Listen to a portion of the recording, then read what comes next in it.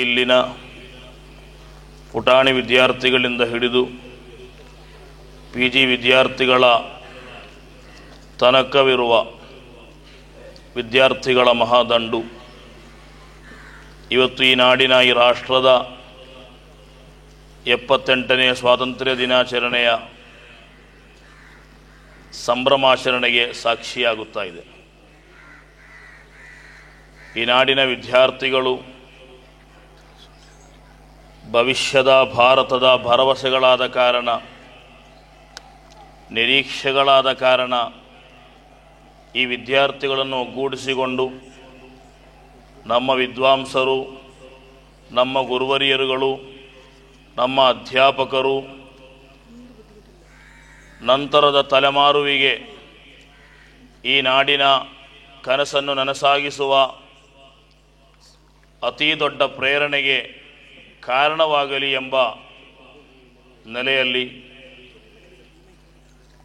ಈ ಒಂದು ಸ್ವಾತಂತ್ರ್ಯೋತ್ಸವದ ಸಂಭ್ರಮವನ್ನು ಅತ್ಯಂತ ಅಚ್ಚುಕಟ್ಟಾಗಿ ಸಡಗರದಿಂದ ಈ ಕ್ಯಾಂಪಸ್ಸಿನಲ್ಲಿಯೂ ನಮ್ಮ ನಾಡಿನಲ್ಲಿ ಬರುವ ನಮ್ಮ ಗುರುವರಿಯರುಗಳು ನೇತೃತ್ವ ನೀಡುವ ಸರ್ವ ಕ್ಯಾಂಪಸ್ಗಳಲ್ಲಿಯೂ ಕೂಡ ಇಂತಹ ಸಂಭ್ರಮ ನಡೆಯುತ್ತಾ ಇದೆ. ನಮಗೊತ್ತಿದೆ, ಈ ಜಗತ್ತಿನ 795 ಕೋಟಿ ಮನುಷ್ಯರಲ್ಲಿ 142 ಕೋಟಿ ಮನುಷ್ಯರಿರುವ ಭಾರತ. ಅಂದರೆ ಇವತ್ತು ಜಗತ್ತಿನ 18% ಬರುವಂತಹ ಮನುಷ್ಯರು ಈ ನಾಡಿನ ಸ್ವಾತಂತ್ರ್ಯದ ಸಂಭ್ರಮದಲ್ಲಿದ್ದಾರೆ. ಇದು ಈ ನಾಡಿನ ಸ್ವಾಭಿಮಾನವನ್ನು, ಈ ನಾಡಿಗಿರುವ ಅಮೂಲ್ಯ ಸಂಪತ್ತನ್ನು, ಈ ನಾಡಿಗಿರುವ ಮಹೋನ್ನತವಾದ ಇತಿಹಾಸವನ್ನು ನಮಗೆ ಸೂಚಿಸ್ತಾ ಇದೆ. ಸ್ವಾತಂತ್ರ್ಯಕ್ಕೆ ಬೇಕಾಗಿ ಈ ನೆಲದ, ಈ ಜಲದ, ಪರರಿಂದ ಮುಕ್ತಿಗೆ ಬೇಕಾಗಿ ಹೋರಾಟ ಮಾಡುವ ಮೂಲಕ, ಅದು ಬರಹಗಳ ಮೂಲಕವಾಗಿರಬಹುದು, ಭಾಷಣಗಳ ಮೂಲಕವಾಗಿರಬಹುದು, ತಮ್ಮ ದೈಹಿಕ ಸಾಮರ್ಥ್ಯಗಳ ಮೂಲಕವಾಗಿರಬಹುದು, ನಿರಂತರವಾದ ಅಹಿಂಸಾತ್ಮಕ ಹೋರಾಟಗಳ ಮೂಲಕವಾಗಿರಬಹುದು, ವಿವಿಧ ರೀತಿಯ ತಂತ್ರಗಾರಿಕೆಗಳ ಮೂಲಕವಾಗಿರಬಹುದು, ನಮ್ಮ ಮಣ್ಣನ್ನು ನಾವು ಅನ್ಯರಿಂದ ನಮ್ಮ ಪಾಲಿಗೆ ನಾವು ಸೇರಿಸಿಕೊಂಡಿದ್ದೇವೆ. ಈ ಭಾರತಕ್ಕೊಂದು ಇತಿಹಾಸವಿದೆ. ಈ ರಾಷ್ಟ್ರದ ಮನುಷ್ಯರು ಯಾವತ್ತೂ ಕೂಡ ಮತ್ತೊಂದು ರಾಷ್ಟ್ರದ, ಮತ್ತೊಂದು ನಾಡಿನ ಮಣ್ಣನ್ನು ಕಸಿಯಲಿಕ್ಕೆ ಹೋದವರಲ್ಲ. ನಮ್ಮ ಮಣ್ಣನ್ನು ಕಸಿಯಲು ಬಂದವರನ್ನು ಬಿಟ್ಟವರು ಕೂಡ ಅಲ್ಲ. ಈ ನಾಡನ್ನು ದೋಚಲು, ಈ ನಾಡಿನ ಪ್ರಕೃತಿಯ ಸೊಬಗನ್ನು, ಸೌಂದರ್ಯವನ್ನು ಅನುಭವಿಸಲು ಬಂದಂತಹ ಹಲವಾರು ಮನುಷ್ಯರಿದ್ದಾರೆ. ಧರ್ಮವಿದ್ದವರಿದ್ದಾರೆ, ಧರ್ಮವಿಲ್ಲದವರಿದ್ದಾರೆ. ವಿವಿಧ ರಾಷ್ಟ್ರಗಳ ಮನುಷ್ಯರು ಈ ನಾಡಿಗೆ ಬಂದದ್ದು ಈ ನಾಡಿನ ಅತ್ಯಮೂಲ್ಯವಾದ ವೈಭವಗಳನ್ನು ಕಂಡಾಗಿದೆ.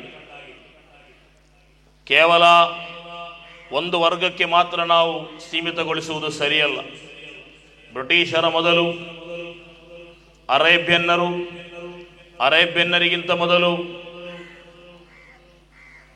ಡಚ್ಚರು, ಪೋರ್ಚುಗೀಸರು ಈ ನಾಡಿಗೆ ಬಂದು ಅವರ ನಾಡಿಗೆ ಯಥೇಚ್ಛವಾದ ಸಂಪತ್ತನ್ನು ದೋಚಿಕೊಂಡು ಹೋಗಿದ್ದಾರೆ. ಹಲವಾರು ಮಂದಿ ಈ ನಾಡನ್ನು ತಮ್ಮ ಸ್ವಂತ ನಾಡುಗಳಾಗಿ ಮಾರ್ಪಾಡು ಮಾಡುವಂತಹ ಅತಿ ದೊಡ್ಡ ಇರಾದೆಯನ್ನು ಕೂಡ ಇಟ್ಟುಕೊಂಡಿದ್ದರು. ಆದರೆ ಈ ನಾಡಿನ ಅತಿ ದೊಡ್ಡ ಅಸ್ಮಿತೆಯಾದ, ಈ ನಾಡಿನ ಅತಿ ದೊಡ್ಡ ಜೀವವಾದ ಯುನಿಟಿ ಇನ್ ಡೈವರ್ಸಿಟಿ, ವೈವಿಧ್ಯತೆಗಳಲ್ಲಿ ಏಕತೆ ಎಂಬಂತಹ ಅತ್ಯಂತ ದೊಡ್ಡ ಸೊಬಗಿಗೆ ಯಾರು ಕೂಡ ಕೈ ಹಾಕಲಿಕ್ಕೆ ಪ್ರಯತ್ನ ಪಟ್ಟಿಲ್ಲ. ಎಲ್ಲರಿಗೂ ಕೂಡ ಗೊತ್ತಿತ್ತು, ಈ ಭಾರತಕ್ಕೆ ಸಹಸ್ರಮಾನ ವರ್ಷಗಳ ಇತಿಹಾಸವಿದೆ. ಹಲವಾರು ಪ್ರವಾದಿ ವರ್ಯರುಗಳ, ಹಲವಾರು ಸಂತರುಗಳ, ಶರಣರ ಇತಿಹಾಸವಿದೆ. ಅವರೆಲ್ಲರೂ ಕೂಡ ಈ ಭಾರತಕ್ಕೆ ಬಂದದ್ದು ಕೆಲವೊಂದು ತತ್ವಗಳ, ಸಿದ್ಧಾಂತಗಳ ಮೂಲಕವಾಗಿತ್ತು. ನಮಗೊತ್ತಿದೆ ನಮ್ಮ ನಾಡು ಕಂಡಂತಹ ಸೂಫಿ ಸಂತರುಗಳ ಪಾರಂಪರ್ಯ ಇತಿಹಾಸ ಯಾವ ರೀತಿ ಇತ್ತು. ಈ ನಾಡಿಗೆ ಅತಿ ದೊಡ್ಡ ಮೆರುಗನ್ನು ಧೈರ್ಯವನ್ನು ಇವತ್ತು ಕೂಡ ಕೊಡುತ್ತಿರುವ ಸುಲ್ತಾನುಲ್ ಹಿಂದ್ ಖಾಜಾ ಗರೀಬ್ ನವಾಜ್ ಖದ್ದಸಲ್ಲಾಹು ಸಿರ್ರಹುಲ್ ಅಜೀಜ್ ಇವತ್ತು ನಮ್ಮ ಈ ಕ್ಯಾಂಪಸ್ ಅವರ ಹೆಸರಿನಲ್ಲಿ ನಡೆಯುತ್ತಾ ಇದೆ. ಈ ಭಾರತಕ್ಕೆ ಕಾಲಿಟ್ಟ ಮೇಲೆ ಆ ಮಹಾತ್ಮರು ಮಾಡಿದಂತಹ ಅತಿ ದೊಡ್ಡ ಕೈಂಕರ್ಯಗಳೇನೆಂದು ಕೇಳಿದರೆ, ಇಲ್ಲಿರುವಂತಹ ಮರ್ದಿತರಿಗೆ, ಶೋಷಿತರಿಗೆ, ಬಡವರಿಗೆ, ಅನ್ನವಿಲ್ಲದವರಿಗೆ 3 ಹೊತ್ತಿನ ಅನ್ನವನ್ನು ನೀಡುವ ಮೂಲಕ, ಶೋಷಿತರ ಶೋಷಣೆಗಳಿಂದ ಮುಕ್ತ ಮಾಡುವ ಮೂಲಕ, ಈ ನಾಡಿನ ಅತ್ಯಂತ ಕಡೆಯ ಜನರೆಂದು ಕರೆಯಲ್ಪಟ್ಟಿದ್ದಂತಹ, ಬಣ್ಣಿಸಲ್ಪಟ್ಟಿದ್ದಂತಹ ಮನುಷ್ಯರೊಂದಿಗೆ ಕೈ ಜೋಡಿಸುವ ಮೂಲಕ ಈ ನಾಡಿನ ಬಡವರನ್ನು ಮುನ್ನೆಲೆಗೆ ತರುವಂತಹ ಪ್ರಯತ್ನವನ್ನು ಇಲ್ಲಿರುವಂತಹ ಸಂತರುಗಳು ಮಾಡಿದ್ದರು, ಸೂಫಿಗಳು ಮಾಡಿದರು. ಆ ಕಾರ್ಯಗಳನ್ನು ಕಾಲಾನಂತರಗಳಲ್ಲಿ ಇಲ್ಲಿ ಬಂದಂತಹ ಶರಣರು ಕೂಡ ಮಾಡಿದರು. ನಮಗೊತ್ತಿದೆ, ಈ ನಾಡಿನ ಭವ್ಯವಾದ ಇತಿಹಾಸದಲ್ಲಿ ನಮಗೆ ಕಾಣುವಂತಹ ಪ್ರಧಾನಿಗಳಿದ್ದಾರೆ.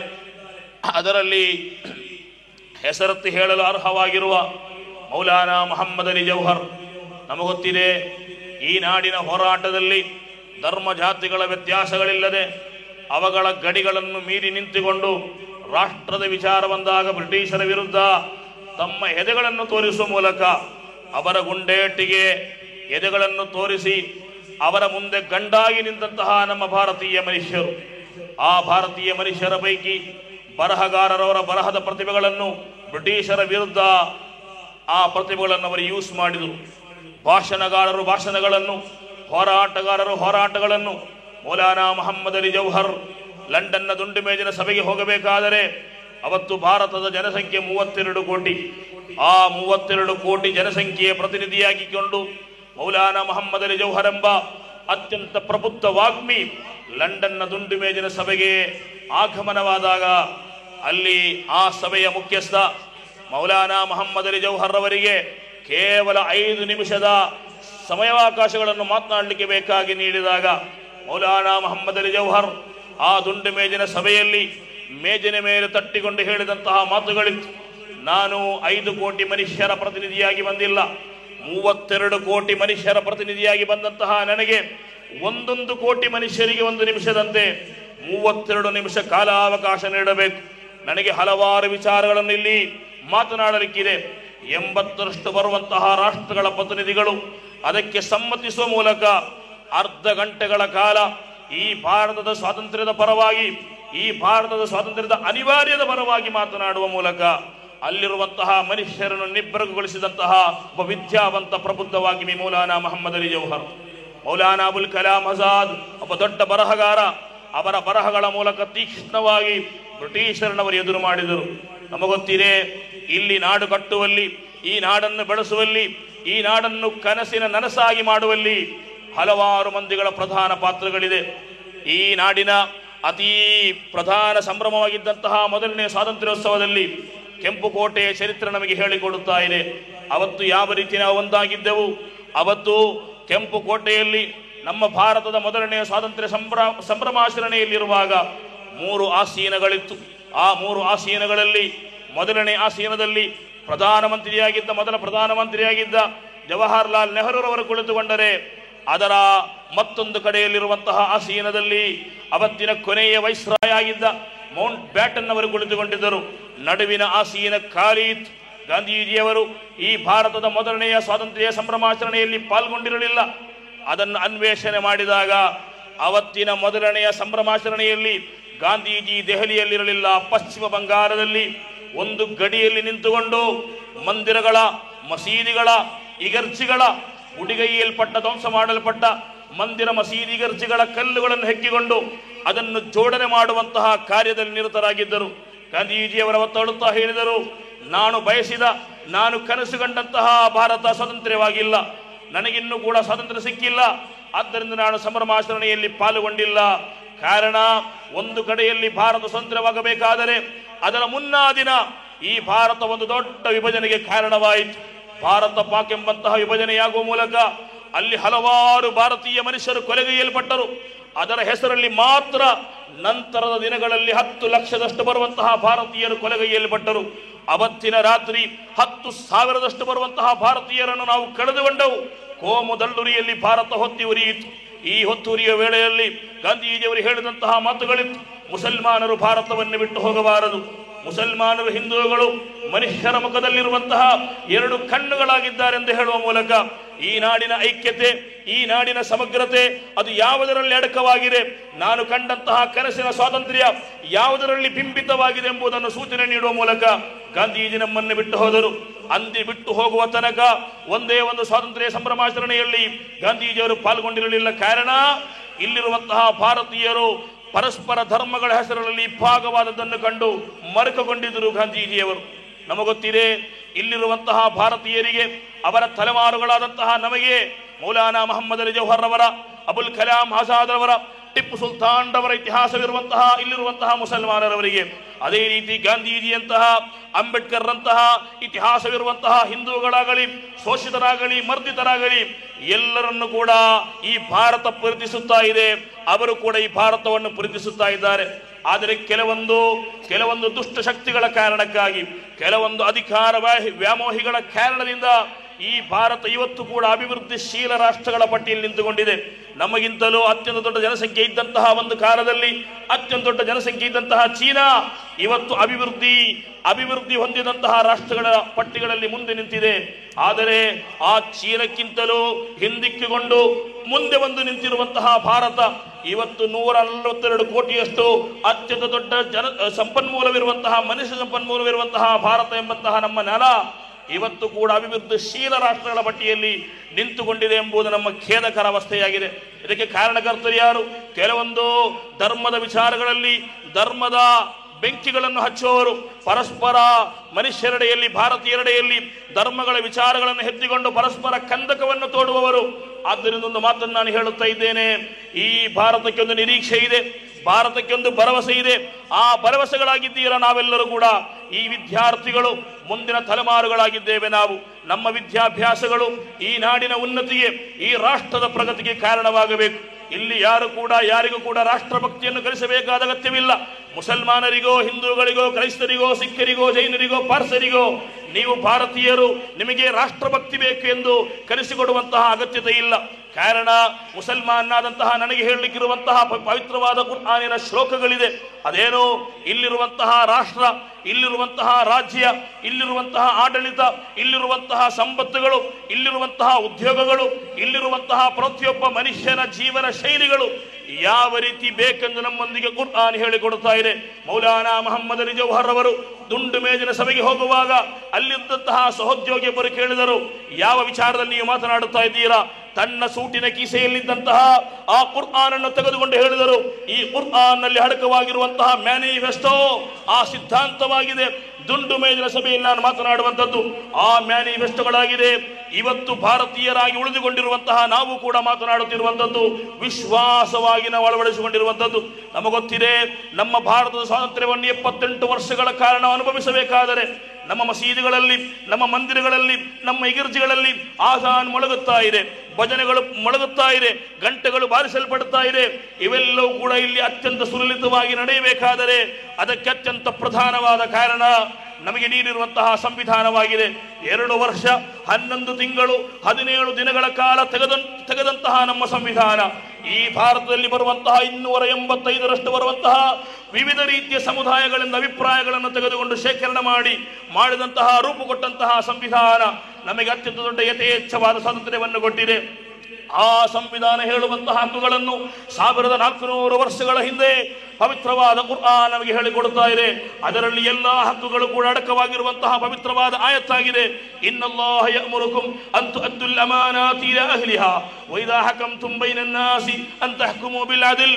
ಓ ಮನುಷ್ಯರೇ, ನಿಮಗೆ ಕೈಕಾಲುಗಳನ್ನು ನೀಡಿದ್ದೇವೆ, ಚರ್ಮಗಳನ್ನು ನೀಡಿದ್ದೇವೆ, ಕಣ್ಣುಗಳನ್ನು ನೀಡಿದ್ದೇವೆ, ಕಿವಿಗಳನ್ನು ನೀಡಿದ್ದೇವೆ, ಉದ್ಯೋಗಗಳನ್ನು ನೀಡಿದ್ದೇವೆ, ಅಂತಸ್ತುಗಳನ್ನು ನೀಡಿದ್ದೇವೆ, ಆಸ್ತಿಗಳನ್ನು ನೀಡಿದ್ದೇವೆ, ನಿಮಗೆ ನೆಲ ಜಲಗಳನ್ನು ನೀಡಿದ್ದೇವೆ, ಅಧಿಕಾರಗಳನ್ನು ನೀಡಿದ್ದೇವೆ. ಈ ಎಲ್ಲಾ ವಿಚಾರಗಳ ಬಗ್ಗೆ ನಿಮಗೆ ಪ್ರಶ್ನೆಗಳಿದೆ ನಾಳೆ ಪರಲೋಕದಲ್ಲಿ. ಆದ್ದರಿಂದ ನಿಮಗೆ ಕೊಟ್ಟಂತಹ ಅನುಗ್ರಹಗಳನ್ನು ಸರಿಯಾಗಿ ನಿಭಾಯಿಸುವ ಮೂಲಕ ನಿಮ್ಮ ಕರ್ತವ್ಯಗಳನ್ನು ಸರಿಯಾಗಿ ನಿಭಾಯಿಸುವ ಮೂಲಕ ಜವಾಬ್ದಾರಿಯುಳ್ಳ ಮನುಷ್ಯರಾಗಿ ಜೀವಿಸಿರಿ ಎಂದು ಪವಿತ್ರವಾದ ಕುರ್ಆನ್ ನಮ್ಮೊಂದಿಗೆ ಅತ್ಯಂತ ಸಂಕ್ಷಿಪ್ತವಾದ ಭಾಷೆಯಲ್ಲಿ ಹೇಳುತ್ತಾ ಇದೆ. ಈ ಕುರ್ಆನ್ ಆಗಿದೆ ನಮಗೆ ರಾಷ್ಟ್ರ ಪ್ರೇಮವನ್ನು ಕಲಿಸಿಕೊಡುವಂಥದ್ದು. ಆ ಕುರ್ಆನ್ ಆಗಿದೆ ನಮ್ಮಲ್ಲಿರುವಂತಹ ಪ್ರತಿಯೊಂದು ವಿಚಾರಗಳಿಗೆ ಅದಕ್ಕೆ ಯಾವ ರೀತಿ ಬೇಕೋ ಅದಕ್ಕನುಗುಣವಾಗಿ ಕಾರ್ಯಾಚರಣೆ ಮಾಡಲು ಕಲಿಸುವಂಥದ್ದು. ಇಲ್ಲಿ ಜೀವಿಸುವಂತಹ ಹಕ್ಕಿರಬಹುದು, ಸ್ವಾಭಿಮಾನದ ಹಕ್ಕಿರಬಹುದು, ವಾಕ್ ಸ್ವಾತಂತ್ರ್ಯಗಳಿರಬಹುದು, ಅದೇ ರೀತಿ ಶೋಷಣೆ ವಿರುದ್ಧ ಹೋರಾಟ ಮಾಡುವಂತಹ ಹಕ್ಕುಗಳಿರಬಹುದು, ಶಿಕ್ಷಣ ಪಡೆಯುವಂತಹ ಹಕ್ಕುಗಳಿರಬಹುದು, ನಮ್ಮ ಫಂಡಮೆಂಟಲ್ ರೈಟ್ಸ್ಗಳೆಂದು ಹೇಳುವಂತಹ ಮೂಲಭೂತ ಹಕ್ಕುಗಳೇನಿದೆಯೋ ಆ ಎಲ್ಲ ಹಕ್ಕುಗಳನ್ನು ಪ್ರತಿನಿಧಿಸುವಂತಹ ಶ್ಲೋಕವಾಗಿದೆ ಪವಿತ್ರವಾದ ಕುರ್ಆನ್ ನಮ್ಮೊಂದಿಗೆ ಇರುವಂಥದ್ದು. ಈ ಶ್ಲೋಕ ಯಾತಕ್ಕೆ ಬೇಕಾಗಿ ಅವತೀರ್ಣವಾಯಿತೆಂದರೆ ಅದರ ಹಿಂದೆ ದೊಡ್ಡ ಘಟನೆ ಇದೆ. ಆ ಘಟನೆಯಲ್ಲಿ ಪಾಲ್ಗೊಂಡವರು ಒಬ್ಬ ಯಹೂದಿ ಮುಸಲ್ಮಾನ. ಆ ಮುಸಲ್ಮಾನ ಪ್ರವಾದಿಯವರ ಶಿಷ್ಯಂದಿರಾಗಿದ್ದರು, ವಿದ್ಯಾರ್ಥಿಯಾಗಿದ್ದರು. ಆ ವಿದ್ಯಾರ್ಥಿ ಪ್ರವಾದಿ ಸಲ್ಲಲ್ಲಾಹು ಅಲೈಹಿ ವಸಲ್ಲಮರ ವಿದ್ಯಾರ್ಥಿಯಾಗಿದ್ದುಕೊಂಡು ಮುಸಲ್ಮಾನನಾಗಿದ್ದುಕೊಂಡು ಮತ್ತೊಬ್ಬ ಮುಸಲ್ಮಾನನ ಮನೆಗೆ ಹೋಗಿ 1 ದಿರ್ಹಂ ನಾಣ್ಯವನ್ನು ಕಸಿದುಕೊಂಡು ಆ ಕಸಿದಂತಹ ನಾಣ್ಯವನ್ನು ಯಹೂದಿಯ ಮನೆಯಲ್ಲಿ ಅಡಗಿಸಿಟ್ಟಂತಹ ಕಾರಣ ಯಹೂದಿಯಲ್ಲಿ ಆರೋಪಿಯಾಗಿ ಪ್ರವಾದಿಯವರ ಮುಂದೆ ಬರಬೇಕಾಗಿ ಬಂತು. ಅವತ್ತು ಚರ್ಚೆಗಳು ನಡೆಯಿತು. ಆಗ ಪ್ರವಾದಿ ಸಲ್ಲಲ್ಲಾಹು ಅಲೈಹಿ ವಸಲ್ಲಮರು ಆ ಕದ್ದಂತಹ ಆ ಶಿಷ್ಯನನ್ನು ಕೂಡ ಎದುರಿಗೆ ಕರೆದುಕೊಂಡು ಬಂದು ಯಹೂದಿಯ ಪರವಾಗಿ ನ್ಯಾಯವನ್ನು ಒದಗಿಸಿದರು. ಈ ನ್ಯಾಯ ಯಾರಿಗೆ ಸಹಿಸಿಲ್ಲ? ಅಲ್ಲಿದ್ದಂತಹ ಮುಸಲ್ಮಾನನಾದ ವಿದ್ಯಾರ್ಥಿಗೆ ಸಹಿಸಿಲ್ಲ. ಅವರ ಹೆಸರನ್ನು ಪವಿತ್ರವಾದ ಮುಫಸ್ಸಿರುಗಳು ಹೇಳುತ್ತಾ ಇದ್ದಾರೆ. ತುಅಮತ್ ಇಬ್ನ್ ಉಬೈರಿಕ್ ಎಂಬಂತಹ ಮುಸಲ್ಮಾನನಾದ ಮನುಷ್ಯ ಪ್ರವಾದಿಯವರ ವಾದದ ಪರವಾಗಿ ನಿಂತಿಲ್ಲ. ಆ ವಾದವನ್ನು ಆತನಿಗೆ ಅರಗಿಸಿಕೊಳ್ಳಲಾಗಲಿಲ್ಲ. ಆತ ಸಭೆಯಿಂದ ಅತ್ಯಂತ ದೊಡ್ಡ ಅಹಂಕಾರದಿಂದ ಹಿಂದೆ ನಡೆದಾಗ ಪವಿತ್ರವಾದ ಕುರ್ಆನ್ ಮತ್ತೊಂದು ಶ್ಲೋಕವನ್ನಲ್ಲಿ ಅವತೀರ್ಣ ಮಾಡಿತು. ومن يشاقق الرسول من بعد ما تبين له الهدى ويتبع غير سبيل المؤمنين نوله ما تولى ونصله جهنم وساءت مصيرا. ಓ ಪ್ರವಾದಿವರಿಯರೇ, ನೀವು ಹೇಳಿದಂತಹ ಹಕ್ಕುಗಳು, ನೀವು ಹೇಳಿದಂತಹ ರೈಟ್ಸ್ಗಳು, ನೀವು ಹೇಳಿದಂತಹ ಕಾನೂನುಗಳು, ನೀವು ಮಾಡಿದಂತಹ ನಿಯಮಗಳು, ಆ ನಿಯಮಗಳ ಅಡಿಯಲ್ಲಿ ನಿಲ್ಲಲು ಸಾಧ್ಯವಾಗದವರು ಓ ಪ್ರವಾದಿವರಿಯರೇ ಬಿಟ್ಟು ಹೋಗಲಿ. ومن يشاقق الرسول ಆ ಪ್ರವಾದಿವರ್ಯರ ನಿಯಮಗಳನ್ನು ಉಲ್ಲಂಘನೆ ಮಾಡಿದಂತಹ ವ್ಯಕ್ತಿಗೆ ಬರುವಂತಹ ಶಿಕ್ಷೆಯನ್ನು ಕುರ್ಆನ್ ಹೇಳುತ್ತಾ ಇದೆ. ಎತ್ತಬಿ ಗೈರ ಸಬೀಲಿಲ್ ಮುಅ್ಮಿನೀನ್ ನುವಲ್ಲಿಹಿ ಮಾ ತವಲ್ಲ. ಆತ ಯಾವ ಕಡೆಗೆ ತಿರುಗಿ ಹೋಗಿದ್ದಾನೆಯೋ ಆ ಕಡೆಗೆ ನಾವು ತಿರುಗಿಸಿ ಬಿಡಲಿಕ್ಕಿದ್ದೇವೆ. ವನುಸುಲಿಹಿ ಜಹನ್ನಂ ಸಅತ್ ಮಸೀರಾ. ಅತ್ಯಂತ ನಿಕೃಷ್ಟವಾದ ನರಕಕ್ಕೆ ನಾವು ಅವನನ್ನು ದೂಡಿ ಹಾಕಲಿಕ್ಕಿದ್ದೇವೆ ಎಂದು ಪವಿತ್ರವಾದ ಕುರ್ಆನ್ ಕಾನೂನುಗಳನ್ನು ಅರಗಿಸಿಕೊಳ್ಳಲ ನಿಯಮಗಳನ್ನು ಅನುಸರಿಸದೆ ಜೀವಿಸುವಂತಹ ಮನುಷ್ಯರ ಬಗ್ಗೆ ಹೇಳುತ್ತಾ ಇದೆ. ಆದ್ದರಿಂದಲೇ ನನ್ನ ಪ್ರೀತಿಯ ಭಾರತೀಯರೇ, ಮುಸಲ್ಮಾನರೇ, ನನ್ನ ವಿದ್ಯಾರ್ಥಿಗಳೇ, ನಮಗೆ ನಮ್ಮ ನೆಲೆಯಲ್ಲಿ ನಿಂತುಕೊಂಡು ಒಂದೊಂದು ಹಕ್ಕುಗಳಿದೆ, ಜವಾಬ್ದಾರಿಗಳಿದೆ. ವಿದ್ಯಾರ್ಥಿಗೆ ವಿದ್ಯೆಯನ್ನು ಪಡೆಯುವಂತಹ ಹಕ್ಕುಗಳಿದೆ. ಅದೇ ರೀತಿ ಇಲ್ಲಿರುವಂತಹ ಕೂತುಕೊಂಡಿರುವ ಅಧ್ಯಾಪಕರು, ಗುರುವರಿಯರಿಗೆ ವಿದ್ಯೆ ಕಲಿಸಿಕೊಡುವಂತಹ ಕರ್ತವ್ಯಗಳಿದೆ. ಆ ಕರ್ತವ್ಯಗಳನ್ನು ಪಾಲನೆ ಮಾಡುವಲ್ಲಿ ಯಾವುದಾದರೂ ಮನುಷ್ಯ ಎಡವಟ್ಟಾದಲ್ಲಿ ಅತ್ಯಂತ ದೊಡ್ಡ ಭಯಾನಕ ಶಿಕ್ಷೆ ನಮಗೆ ಕಾದಿದೆ. ಆದ್ದರಿಂದಲೇ ನಮ್ಮ ಈ ಸುಂದರವಾದ ಭಾರತದ ಸ್ವಾತಂತ್ರ್ಯವನ್ನು ಅನುಭವಿಸುವ ಮೂಲಕ ಆ ಸ್ವಾತಂತ್ರ್ಯವನ್ನು ಯಾವತ್ತೂ ಕೂಡ ದುರುಪಯೋಗ ಮಾಡದೆ ಪರಸ್ಪರ ಧರ್ಮಗಳ ಹೆಸರಲ್ಲಿ, ಸಿದ್ಧಾಂತಗಳ ಹೆಸರಲ್ಲಿ ಪರಸ್ಪರ ಕೆಸರಾಟ ಮಾಡದೆ ಎಲ್ಲರ ಸಿದ್ಧಾಂತಗಳನ್ನು ಕಂಡು ತಮ್ಮ ಸಿದ್ಧಾಂತಗಳನ್ನು ಅನುಭವಿಸಿಕೊಂಡು ವಿಶ್ವಾಸವಿರಿಸಿಕೊಂಡು ಆ ಮೂಲಕ ಜೀವಿಸಲು ಪವಿತ್ರವಾದ ಕುರ್ಆನ್ ಕರೆ ನೀಡುತ್ತಾ ಇದೆ.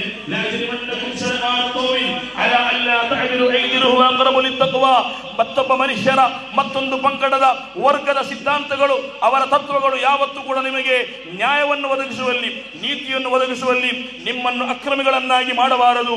ಎಲ್ಲರನ್ನು ಕೂಡ ಕಾನೂನಿನ ಮುಂದೆ ಬರುವಾಗ, ಕಾನೂನಿನ ಕಟಕಟೆಯ ಮುಂದೆ ಬರುವಾಗ ಅಲ್ಲಿ ಎಲ್ಲರನ್ನು ಕೂಡ ಸಮಾನವಾಗಿ ಕಡುವಂತಹ ಮನುಷ್ಯತ್ವ, ನೀತಿ ಇರುವಂತಹ ಆ ಪ್ರಜ್ಞೆ ನಿಮಗಿರಬೇಕೆಂದು ಪವಿತ್ರವಾದ ಕುರ್ಆನ್ ನಮಗೆ ಸಾರಿ ಹೇಳುತ್ತಾ ಇದೆ. ನನ್ನ ಮಾತನ್ನು ನಾನು ಮುಕ್ತಾಯಗೊಳಿಸ್ತಾ ಇದ್ದೇನೆ. ಸರ್ ಅಲ್ಲಾಮಾ ಇಕ್ಬಾಲ್ ಅವರ ಮಾತುಗಳ ಮೂಲಕ ಆ ಮದ್ಹಬ್ ನಹಿ ಸಿಖಾತಾ, ಆಪಸ್ ಮೇ ಬೈರ್ ರಖನಾ, ಹಿಂದಿ ಹೈ ಹಮ್ ವತನ್ ಹೈ, ಹಿಂದೂಸ್ತಾನ್ ಹಮಾರಾ.